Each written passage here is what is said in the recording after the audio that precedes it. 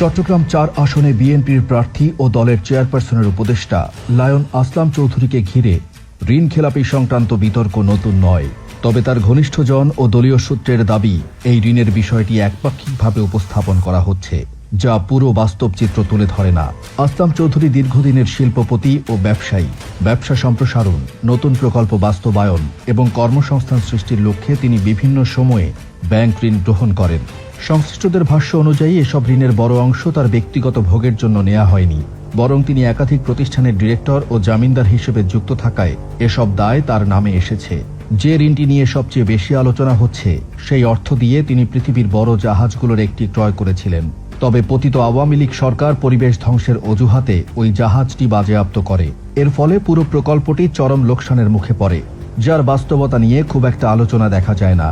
তবুও আশার কথা হলো, এই বিশাল লোকসান সত্ত্বেও আসলাম চৌধুরী এখনও ঋণ পরিশোধের জন্য সর্বাত্মক চেষ্টা চালিয়ে যাচ্ছেন। দলীয় সূত্র জানায়, পতিত আওয়ামী লীগ সরকারের সময় রাজনৈতিক প্রতিহিংসার শিকার হয়ে তার একাধিক ব্যবসা প্রতিষ্ঠান কার্যত দখলে চলে যায়। টানা ৮ বছর কারাবন্দী থাকার কারণে তিনি নিজে ব্যবসাগুলোর তদারকি করতে পারেননি। ফলে প্রতিষ্ঠানগুলো লোকসানে পড়ে এবং ঋণ পরিশোধে বড় ধরনের বাধা সৃষ্টি হয়। এছাড়া চট্টগ্রামের তৎকালীন প্রভাবশালী আওয়ামী লীগ নেতাদের নিয়মিত চাঁদা না দিলে ব্যবসা পরিচালনা করা প্রায় অসম্ভব হয়ে পড়েছিল বলে অভিযোগ রয়েছে। চাঁদাবাজি, রাজনৈতিক মামলার চাপ এবং প্রশাসনিক হয়রানির কারণে তার ব্যবসায়িক কার্যক্রম মারাত্মকভাবে ক্ষতিগ্রস্ত হয়।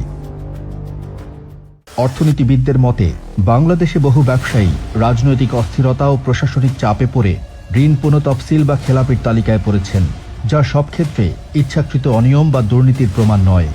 বর্তমান প্রেক্ষাপটে আসলাম চৌধুরীর বিরুদ্ধে ঋণ খেলাপির বিষয়টি রাজনৈতিকভাবে ব্যবহৃত হচ্ছে বলে তার ঘনিষ্ঠদের দাবি।